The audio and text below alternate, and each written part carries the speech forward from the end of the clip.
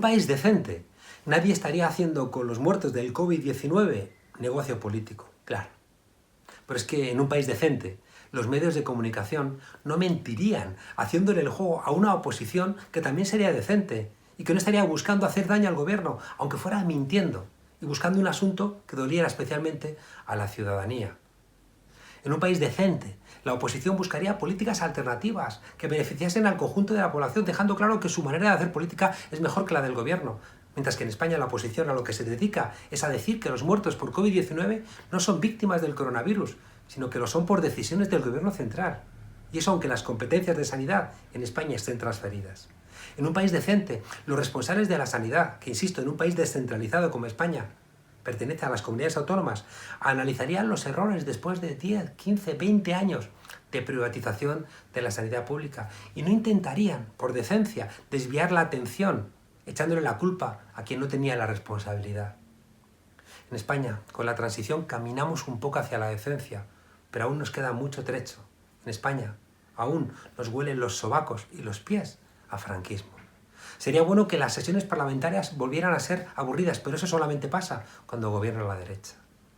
Cuando en España la oposición quiere echarle toda la culpa al gobierno de coalición. A este gobierno no le queda otra que destapar la mentira y dejar claro que los que les acusan están mintiendo.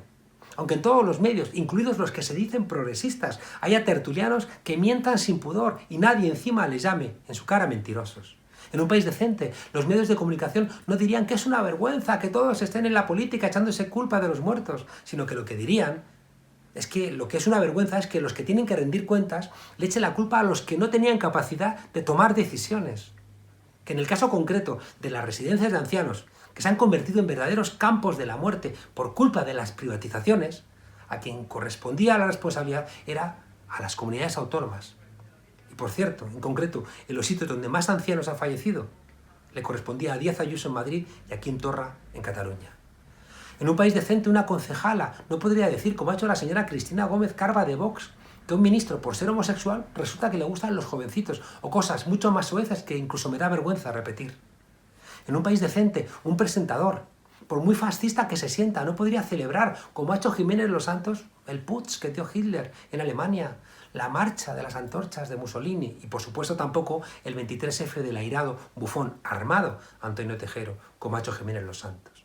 En un país decente, si un gobierno se equivoca y opta por buscar, pongamos por caso, la inmunidad del rebaño, como hizo Boris Johnson en Gran Bretaña, podrán los ciudadanos no volverle a votar por votarati y por cretino, pero no acusarle de querer asesinar a la gente, como hacen el PP y Vox, y una jueza, por cierto, abducida por malas lecturas de realidad con la manifestación del 8M en Madrid. Y que se olvidan, por cierto, de las manifestaciones en todas las demás provincias, y de los partidos de fútbol, y del metro abierto, y de las misas, y de los conciertos, o de incluso la asamblea de Vox.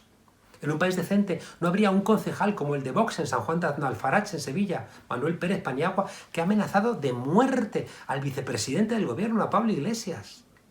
En un país decente, ningún senador llamaría a un vicepresidente del gobierno en un tuit el coletas. Igual que no utilizaría ningún tipo de mote despectivo sobre sus adversarios políticos, porque eso enturbia la política. En un país decente, ningún político homosexual, como hace Maroto, sería tan indecente con las luchas de los golpeados, ni se reiría de los estigmas de nadie, porque tendría memoria de lo que ha sufrido su colectivo, por todo lo que ha pasado en su historia, y le habría nacido algún tipo de empatía. En un país decente, no sería senador el negro que se convierte en capataz por su dureza contra los negros, ni lo sería ninguno de esos judíos que por alargar unas semanas su vida se convertían en los verdugos, sin ningún tipo de humanidad, con otros judíos en los campos de exterminio. En un país decente, nadie llamaría paguita a una ayuda que puede permitir a millones de seres humanos a comer y a cubrir necesidades básicas, muchos de ellos tus compatriotas, la mayoría. En un país decente no veríamos el espectáculo de Maroto, de Rafa Hernández, de Cayetana Álvarez de Toledo, de Macarena Olano, de Santiago Abascal, de Marga Proes o de Teodoro García Egea, insultando sin que se les mueva un músculo de la cara a la inteligencia, mintiendo y siendo constantemente soeces, confundiendo el Parlamento con una taberna.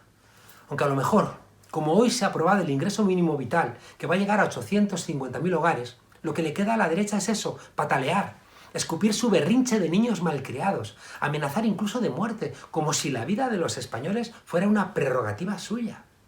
En un país decente no pasarían estas cosas. Pero en un país decente tampoco el piloto de la transición a la democracia, convertido en jefe del Estado, sería un más que presunto ladrón. Tampoco los policías torturadores estarían condecorados. Y tampoco el principal partido de la derecha tendría casi 1000 imputados por robar.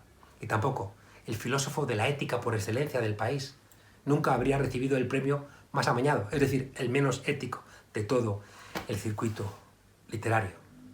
Bienvenidos a la frontera, desobedientes, Reino de España.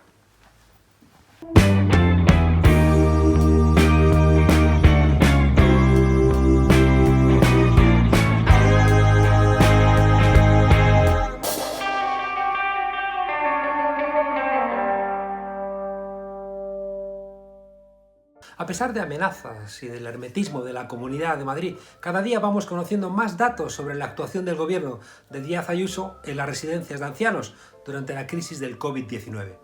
Sabemos y está demostrado que la Consejería de Sanidad envió a los centros sociosanitarios una serie de protocolos, es decir, obligatorios, aunque ahora lo llaman borradores, en donde se restringía el traslado de enfermos desde los geriátricos a los hospitales. Unos protocolos, borradores, dice Díaz Ayuso, muy específicos, que decidían quién podía ir al hospital y tener una oportunidad y quién, según su dependencia o su discapacidad, eran abandonados a su suerte en la residencia. E incluso, en fin. El propio consejero de Políticas Sociales, Alberto Reyero, esta misma semana abrió la caja de Pandora, o la de Ayuso, reconociendo que estos criterios no son éticos y probablemente tampoco legales.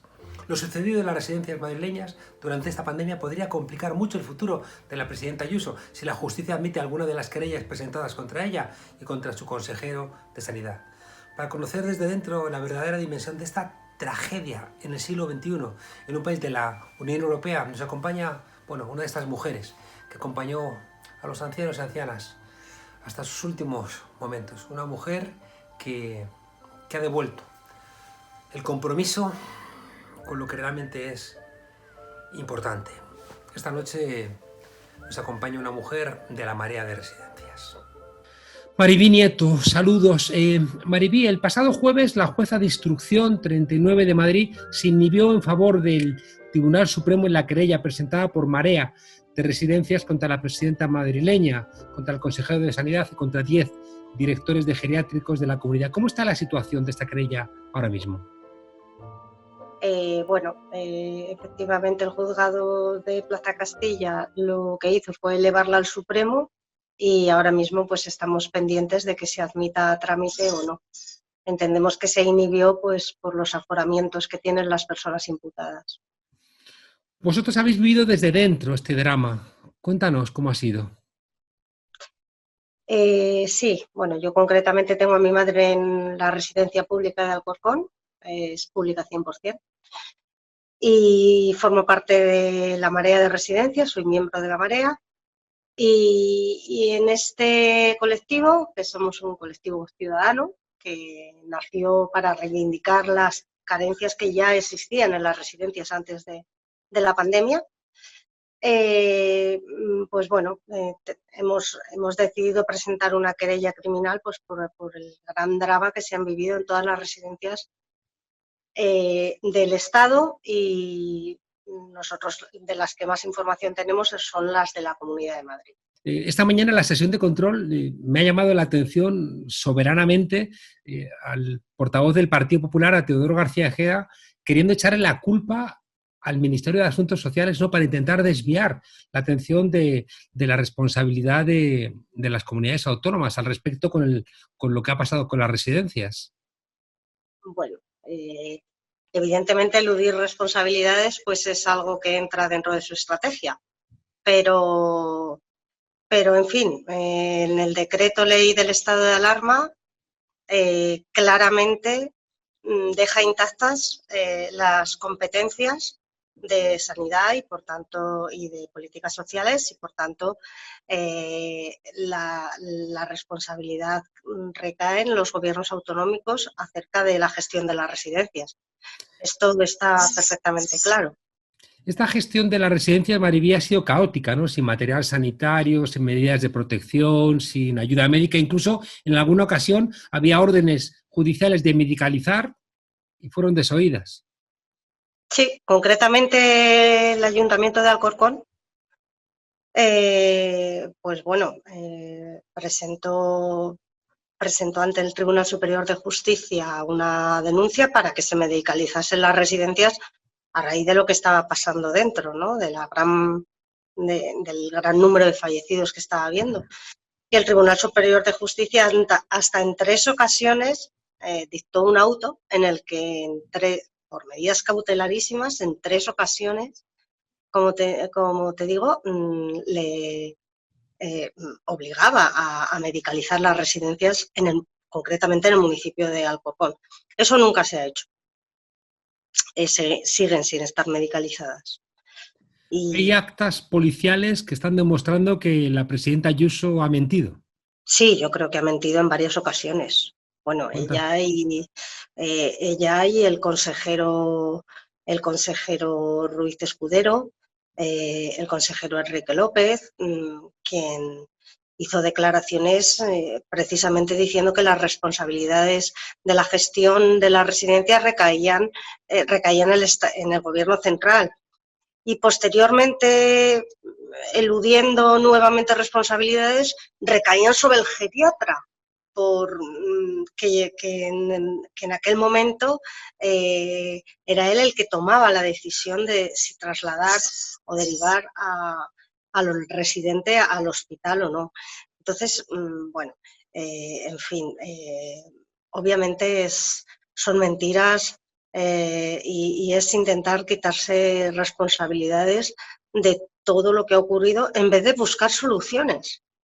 Supongo que vosotros como víctimas tendréis la sensación, ¿no? de precisamente eso, ¿no? La responsable de la comunidad, ¿no? La presidenta Ayuso y los consejeros, en vez de dar soluciones, como intentando construir mentiras que generarían en vuestro caso una indefensión y supongo que multiplicarían la angustia. Claro, a ver, nosotros nos hemos sentido absolutamente abandonados, porque estábamos pidiendo auxilio, sabíamos lo que estaba pasando dentro. Y directamente, pues no, la opacidad de datos, no nos decían cuántos contagiados había, no nos decían realmente el número de fallecidos, no nos decían qué protocolos estaban tomando para, pues eso, para derivar o no derivar a los residentes a los hospitales. Nosotros sabíamos que no se les estaba derivando, pero no sabíamos que había un protocolo que decía que no había que derivarlos. Entonces eso lo hemos conocido ahora. Supongo que es terrible, Maribí, claro, que hubiera una orden de Ayuso diciendo que a los mayores de 80 años que no se les llevase a los hospitales. Es bueno, es una suerte de condena a muerte. No sé cómo lo vivís vosotros como víctimas o familiares. Pues como decimos en la querella, creemos que es falta de auxilio y homicidio imprudente, porque, bueno, está claro que hay un delito. No entendemos cómo una persona que vivía en su domicilio con más de 80 años o una persona mayor que vive en su domicilio porque no requiere los cuidados que se requieren a lo mejor en una residencia o por ser dependiente, pues bueno, si tienes síntomas llamaba al 112 y se le atendía perfectamente en los hospitales. Ahora, si viene de una residencia, no. No, ¿por qué? O sea, los derechos de los ciudadanos son absolutamente iguales para todos. Yo creo que se ha atentado contra el derecho al auxilio sanitario. Maribí, además hay un añadido que hace todavía esto todavía más problemático y es que ha habido como muchas protestas previas, ¿no? Y a la gente que trabajaba en residencias que protestaba, pues las despedían. Bueno, sí, la situación de los trabajadores de atención directa, nosotros desde La Marea siempre hemos apoyado a las trabajadoras, a las auxiliares, las DUES que trabajan en las residencias, porque evidentemente muchas sí que estaban De hecho, a nosotros nos daban información, la información realmente veraz de lo que estaba sucediendo, la realidad que había dentro de las residencias, nos las trasladaban personal que trabajaba dentro de la residencia. Ahora bien, con un grado de confidencialidad increíble porque se jugaba su puesto de trabajo. Claro. Las inspecciones de la comunidad, en el caso de Madrid, parece que había una suerte de complicidad entre el Partido Popular y determinadas empresas. Bueno, las inspecciones pues siempre han sido, sí, cuando había un número de denuncias por parte de los familiares, pues eso, de falta de personal, falta de higiene, o cuando había un número elevado, entonces iba a una inspección. Pero bueno, se advertía previamente, ese día estaba todo muy en orden.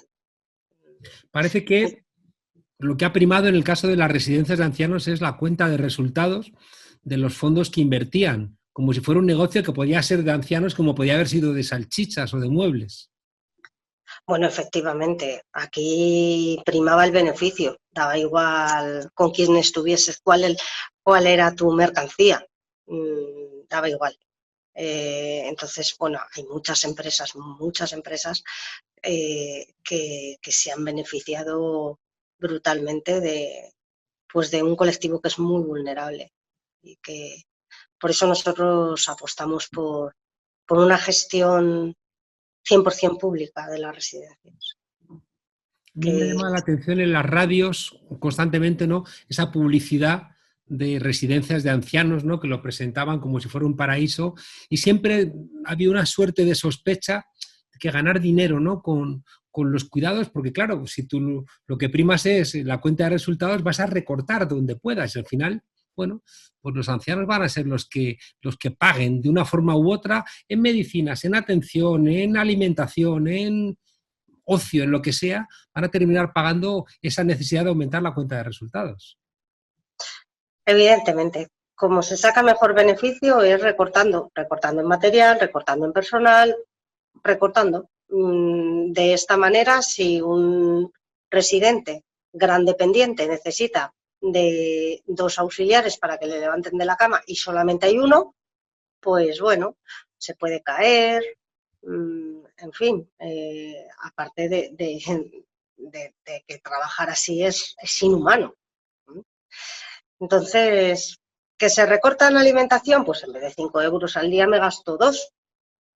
¿Que están deshidratados? Bueno, pues si es que son mayores, tienen muchas patologías, tienen que morir. Esto es así. Para despedirnos, yo creo que para toda la ciudadanía española va a quedar claro que la responsabilidad de las residencias estaba en manos de las comunidades autónomas. Algunos lugares ha sido terrible, como en Madrid, también, ¿no? En Cataluña, donde Torra tendrá que dar muchas explicaciones, igual que las tendrá que dar en Madrid Díaz Ayuso, pero nos preocupa sobre todo hacia dónde vamos, ¿no? Porque sigue siendo España un país con más de 9 millones, ¿no? de jubilados, bueno, y sigue siendo un desafío enorme. ¿Cuál crees tú que tienen que ser las soluciones, Mariví? Bueno, objetivo primero es que a corto plazo que se medicalicen por si hay un repunte, no vuelva a pasar lo que ha ocurrido. Y después hay que presentar una ley de residencias que ajuste los ratios, que se dote a las residencias de todo el material y de todo el personal necesario para que la gente viva dignamente en las residencias, para que no, para que pasen sus últimos años pues como deben, atendidos y que no se vuelvan a sentir abandonados. Para eso es necesario que exista una ley de residencias dura, que haga que se gestione de otra manera. El modo de gestión de las residencias a partir de ahora obviamente tiene que cambiar porque se ha visto, se ha puesto de manifiesto que así pues nuestros mayores están abandonados. Es que, entonces, bueno, nuestro mayor objetivo en la marea de residencias es, efectivamente, y será uno de los próximos pasos que demos, mm, a más futuro, ¿no? Ahora lo que nos interesa es la desescalada, fundamentalmente, que no vuelva a ocurrir lo que ha ocurrido. Y más adelante, pues bueno, movilizaciones y pedir una ley justa, una ley de residencias justa. Claro, porque también llama la atención que ha habido residencias donde no ha habido ni un solo anciano fallecido por COVID-19. Llama la atención porque probablemente en esas residencias pues había unos ajustes de ratios de personal bueno, y una buena gestión. Pues que tomen ejemplo. Déjame preguntarte una cuestión que se me había olvidado, y a raíz de lo que has planteado me surge la pregunta. Hay gente que dice que las residencias de ancianos no son hospitales y que entonces que la medicalización tiene que tener algunos rasgos peculiares. ¿Cómo entendemos eso? Bueno, claro que no son hospitales. No pretendemos que sean hospitales. Pretendemos que haya un médico pues 365 días al año, 24 horas, cosa que no ocurre ahora, y que haya una zona determinada que en un momento de gravedad pues exista personal que pueda poner una vía, un respirador. O sea, no pretendemos que sean hospitales, pero sí que se les dote de los medios suficientes como para si ocurre una emergencia de este calibre, pues sean capaces de atenderlos allí. Por lo menos si no les van a derivar. Maribí Nieto, miembro de la Marea de Residencias y portavoz de la plataforma de familiares de Alcorcón. Un fuerte abrazo a vuestros familiares. Creo que nos ha estremecido todo lo que hemos visto de las residencias y ojalá de toda esta pandemia, de todo este confinamiento y de todo este dolor salgamos con una mayor sensibilidad hacia la salud, hacia lo que es común y, bueno, y sobre todo no hacia los ancianos que no son gente a abandonar ni a, de alguna manera, tirar en residencias donde algunos se enriquezcan. Muy bien, muchas gracias a vosotros y bueno, nosotros seguiremos en la lucha hasta que cambie el modelo de gestión de las residencias, hasta que esto se mejore y esperamos contar, obviamente, pues con toda la fuerza política que al final sois los que legisláis. Entonces, ahí está claro que tenemos que entendernos. Muchas gracias, se lo trasladaré. Yo legislo poco, se lo trasladaré a mis amigos, ¿no?, del gobierno para que me consta que forma parte de su dolor acumulado porque nos ha estremecido a todos. Maribí, muchísimas gracias y un fuerte abrazo. Gracias a ti, Juan Carlos. Un abrazo. Adiós. Este país está cambiando demasiado. Las libertades se han convertido en libertinajes. La única ley que impera es el todo vale, y en algunos bares te sirven papas bravas con salsa de ketchup. Mi nombre es Morgan P. Jackson, detective privado. Aunque mi nombre real es José Joaquín Murillo, pero no tenía dinero para cambiar el letrero de la puerta, y quedaba bastante guay. Soy policía retirado. El 2 de marzo de 1989 entré a formar parte del cuerpo de policía de la comisaría del distrito de Arganzuela, pero ese mismo día me echaron. Según ellos, y cito palabras textuales del comandante, porque no me conocían de nada y no sabían cómo coño había entrado allí vestido de uniforme. Así que ahora investigo por mi cuenta. Hago todo tipo de trabajillos. Y soy experto en encontrar mascotas perdidas. Callahan, no te hagas el idiota conmigo. En este barrio eres lo que yo te permito ser. Dime dónde está ese carlino llamado Buster. Mírame a los ojos cuando te hablo. Pero ahora por fin tengo algo importante entre manos. La Guardia Civil me ha hecho un encargo. Quiere que encuentre pruebas que incriminen al gobierno español como culpable de las muertes de la pandemia por permitir la celebración de la manifestación del 8M. Recibí de ellos el informe que ya habían enviado a la jueza del 8M. Habían recabado mucha información, recortes de prensas, huellas, declaraciones institucionales, informes de la Comunidad de Madrid y alguna fotopolla. De Eduardo Inda, sin duda. ¡Qué canalla! Pero de momento no han servido de mucho. ¡Qué calor! Joder. Me puse en marcha, investigué a fondo, hablé con expertos científicos. Dime qué sabes. No sé nada. ¿Seguro? No, las gafas no, las gafas no. Dime, ¿los contagios fueron culpa del 8M? En interiores hay más riesgo de contagio. Es mentira, ¿dónde has sacado eso? No lo sé, son datos científicos. Hablar con científicos no servía de nada. La ciencia les ciega. Hablé con otros expertos, con un conductor de Cabify. Dime, ¿qué hiciste el día del 8M? Me comí unos macarrones y un yogur de pera. No, imbécil, me refiero a si... Da igual, déjame aquí. Nada, que he hecho mal. Algo se me escapa. Dios mío, otra vez voy a fracasar. Volví a repasar el informe a fondo. La verdad estaba en cualquier detalle. La verdad. Ya está, ese es el problema. La verdad no nos sirve. Llamé al número 3 de la Guardia Civil para decirle que estamos siguiendo la pista equivocada, que la realidad es solo un señuelo, pero el número que me dieron para contactar con ellos era el de un restaurante chino. ¿Por qué? Esto no quedará así. Tengo el informe de la Guardia Civil, información de alto secreto. Lo redacté todo, punto por punto, cada paso, cada prueba y cada testimonio. Lo envié a una editorial y les di permiso para publicarlo. No quería lanzar las campanas al vuelo, pero aquello olía a bestseller. 5 meses después, la editorial dio el visto bueno a la publicación de mi informe. Hoy me llegaba un ejemplar. ¿Qué sería? ¿Una novela policíaca? ¿Un ensayo sobre las estructuras del poder?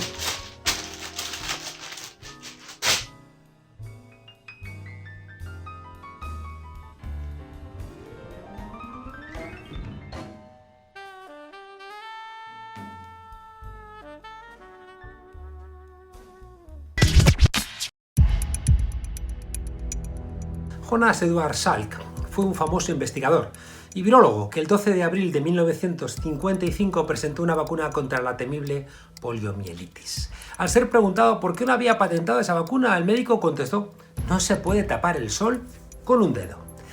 La cara opuesta a este ejemplo de altruismo, de generosidad, de empatía la representa Isabel Díaz Ayuso. Ella, que no ha descubierto nada, ni ha hecho nada gratis en su vida, sí pretende tapar el sol con un dedo. El problema es que 6.000 muertos en residencias de Madrid son demasiados muertos. ¿Por qué vienen ahora, por ejemplo, con las residencias de los ancianos? ¿Porque les preocupan los ancianos? No. Porque nos preocupa la salud y el bienestar de los ancianos. Porque el cuidado de los niños y de los ancianos dicta la altura moral de una sociedad. ¿Qué razones explican un porcentaje tan alto de fallecidos en residencias? ¿Por qué los responsables de estos centros no trasladaron a los residentes enfermos a los hospitales? ¿Por qué fueron rechazados de forma categórica, sobre la única base de la edad, por los hospitales? Pues muy sencillo, porque el gobierno de Díaz Ayuso lo impidió. Yo siempre he dicho que la eficacia de un gobierno no se mide por el grado de amistad entre sus socios, sino por la eficacia de sus políticas en beneficio de los ciudadanos. Si la eficacia de un gobierno se mide por la eficacia de sus políticas, Ayuso, con un mínimo de decencia, debiera dimitir hoy mismo. Pero el secretario general de su partido se robó un máster y ahí sigue, da lo mismo. Si miramos los datos, todo lo que estamos diciendo se avala. Más de 1.950 personas que vivían en residencias de la Comunidad de Madrid fallecieron en marzo en el propio centro, sin ser trasladados a un hospital, porque había un protocolo elaborado por la Consejería de Sanidad de Díaz Ayuso que así lo exigía. Un protocolo enviado por primera vez a los hospitales el 18 de marzo y que se actualizó los días 20, 24 y 25 del mismo mes de marzo. Un documento firmado digitalmente por Carlos Moore, quien entonces era director general de Coordinación Sociosanitaria de la Comunidad de Madrid. En realidad, la Consejería de Sanidad envió 2 protocolos. Uno más ejecutivo, donde constan los criterios de derivación hospitalaria firmado por Carlos Moore, y otro más clínico, elaborado con las aportaciones de los geriatras de los hospitales, que no fue firmado por ningún alto cargo de Sanidad. Pues bien, a pesar de todas estas pruebas, Ayuso y su consejero de Sanidad, Enrique Ruiz Escudero, se amparan en la versión del segundo protocolo, el clínico, para sostener que antes del 25 de marzo solo se difundió un borrador que además, dicen, no llegó a aplicarse. La explicación, según estos mentirosos, es que uno de esos borradores fue enviado por error desde la Dirección General de Coordinación Sociosanitaria a las residencias. Mentira tras mentira. Eso es mentira. Qué ineptos los colaboradores de Ayuso. De nuevo otro error, como el del contrato con el del hotel de Quique Sarasola, ¿verdad, Ayuso? De nuevo la presidenta del PP insultando a la inteligencia de los madrileños y las madrileñas. Intentan desviar la atención mezclando los dos protocolos. Los borradores no necesitan ser firmados digitalmente por un alto cargo del gobierno para que las órdenes sean cumplidas. Del protocolo técnico de Carlos Moore existen hasta 4 versiones. En el primero, firmado el 18 de marzo a las 14:07 horas y recibido por hospitales y residencias, se especifica que solo se procederá a derivar al hospital a los pacientes que cumplan ciertos criterios: insuficiencia respiratoria, disnea o taquipnea y fiebre, paciente independiente para la marcha o índice Barcel mayor de 60, paciente sin deterioro cognitivo o deterioro cognitivo con GDS menor de 6, no existe comorbilidad asociada en fase avanzada. ¿Sabéis cuál es el efecto práctico de este protocolo? Pues que se excluía de la derivación hospitalaria a prácticamente todos los ancianos. Son peores que el virus. En las siguientes versiones, firmadas los días 20, 24 y 25 de marzo, se mantienen los criterios de exclusión y se cambian solamente algunas expresiones y se añaden 2 supuestos para pacientes en situación de final de vida o con terminalidad oncológica. La vida es lo primero y este gobierno ha luchado por la vida. Para eludir responsabilidades políticas y penales, Ayuso y Escudero se agarran como un clavo ardiendo al segundo protocolo clínico realizado por los geriatras. Ahora la culpa va a ser de los geriatras de los hospitales, no de las responsables. Un documento coordinado por Javier Martínez Peromingo, que en aquel momento era el geriatra de referencia en el Hospital Rey Juan Carlos y que en mayo sustituyó a Carlos Moore como director de coordinación sociosanitaria de la Comunidad de Madrid. Este protocolo es su versión oficial en estos momentos. Al no estar firmado, quieren hacerlo pasar como un borrador. Vamos, un nuevo error de la administración Ayuso. Vamos, un error como el del hotel de Quique Sarasola. Porque es nuestra seña de identidad. ¿Y el resultado de estos errores? Pues que el protocolo se cumplió a rajatabla. Los hospitales cerraron de forma casi absoluta para que entraran nuestros mayores. Y a 30 de marzo se habían producido 2.465 fallecimientos en las residencias madrileñas. A día de hoy, 5.987 muertos. Pero no ha sido la oposición del PSOE ni de Podemos a Díaz Ayuso, sino que ha sido el que había fungido como consejero de la señora Ayuso, Alberto Reyero, quien ha afirmado que no es ético y posiblemente no sea legal la prohibición por parte del gobierno del PP, sostenido por Ciudadanos y por Vox, de llevar a los ancianos de residencias a hospitales durante el peor momento de la pandemia. Y ha sido el propio consejero de Díaz Ayuso quien ha manifestado estar absolutamente a favor de que se produzca una comisión de investigación sobre las muertes en las residencias madrileñas. Rato, Granados, Matas, González terminaron en la cárcel por ladrones. Lo de Díaz Ayuso puede ser incluso más feo. Y la verdad, como el sol, no vas a poder taparlo con un dedo, Díaz Ayuso.